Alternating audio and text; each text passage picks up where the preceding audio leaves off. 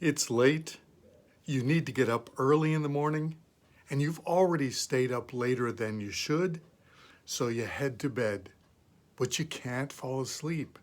You're thinking about all the details, the possibilities, the things that could go wrong. And then there's the temptations, the thoughts that you just can't get away from, and the night doesn't go well. There's a better way. It's probably a good idea to prepare ahead of time for any temptations, worry, or distractions that come in the evenings as you're getting ready for bed. Having a good and godly routine can set the framework for a win spiritually. Here are some ideas to think about as you decide on your routine. Make a list of 3 or 4 things that you want to do every night as you prepare to sleep, and then turn them into a simple checklist, and then actually use it. Think about the best time to regularly get to bed so that you're not overly tired when it comes time to sleep, and so that you get a good night's rest for tomorrow. Set that as your bedtime and do your best to stick to it. Decide to turn off all distractions at least 30 minutes before bedtime. TV, movies, computer, music, phone. Do this so that you can be very intentional about the last few minutes of your day. So you disconnect from all the voices in your world so that you can turn your attention toward heaven. If you've been feeling tempted or distracted, even the slightest, text your accountability partner asking them to pray and ask you about it tomorrow morning. Resist saying, I'll be fine, I don't want to bother them. And then charge your phone away from your bed. The farther away, the better. Even in a different room. Get an old-fashioned alarm clock if you need to. You don't need your phone beside your bed. Shut down your laptop or computer. Turn it off completely and close it up. There's no reason for it to stay on overnight. Make it inconvenient to open it up during the night. Review the key verse or verses that inspire or challenge you to be the person God is calling you to be. Read them out loud. Pray through one of them, phrase by phrase. Try to memorize it. Do your daily reading plan, if that's the best time of day for you, or better still, reread the passage, especially if you had your reading time earlier in the day.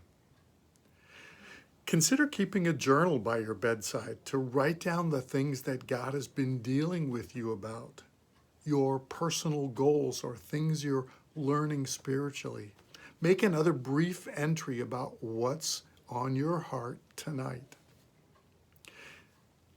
Listen to or sing one of your favorite worship songs, one that especially points to the goodness and greatness of God.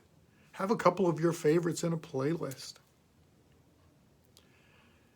Have a prayer time that focuses on thanksgiving and praise. Here's where you're lifting up your eyes to God, away from the troubles of the day. Focus on the goodness and the greatness of God and be grateful and humble. Ask God's blessing on your sleep, your dreams, and your body as you spend the night in His presence. Here's where you actually set your heart and mind on honoring Him with everything you think about and everything you do. Consider keeping a couple of 3x5 cards right beside your bed on the bed table with some key verses that help you in times of temptation or worry. These might come in handy during the night.